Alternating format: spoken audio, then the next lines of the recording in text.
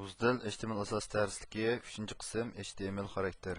Darslikning asos mazmuni 1-chi HTML xarakter deganimiz nima? HTML xat kuchlarining xarakter qiymati bo'lib, xarakter elementlarining texnik ko'p sonliq uchurini aks ettirib berdi. Xarakter odatda ism va qiymatdan iborat ikki uchurdan tarkib topadi. Masalan, xarakter ismi tang qo'sh tirnoq ichida xarakter qiymati. HTML xarakter odatda boshlanish xat kuchining ishida boshlanadi. Masalan, tövəndə bir ulgu misal qaraydigan bo'lsak,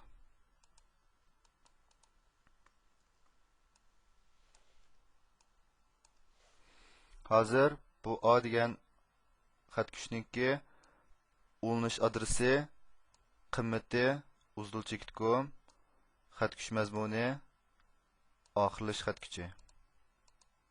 Buning unumini ko'rsak, uzdil to'ri degan bir ulanishdan birisi chiqdi. Agar men buningga H1, ya'ni o'ttirib to'g'rilansin, cho'ng tema holatdagi o'ttirib to'g'rilansin degan buyruq bilan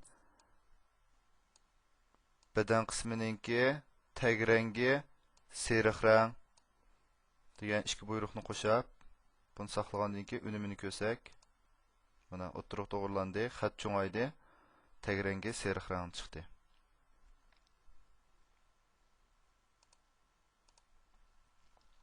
Diqqat qilish tegishli ishlar xarakter qiymatini inglizcha qo'sh tirnoq ichiga elib yozamiz.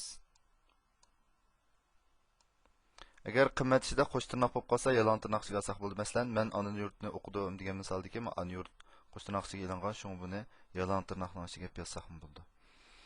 Ko'p qism HTML elementlarining xat kuchlari. Class xarakteri buning qiymati elementning turnomini belgilaydi. ID xarakteri buning qiymati elementning birdan bir ID nomerini belgilaydi. Style xarakteri bu elementning uslubini belgilaydi. Title xarakteri bu elementning eskartish uchun belgilaydi.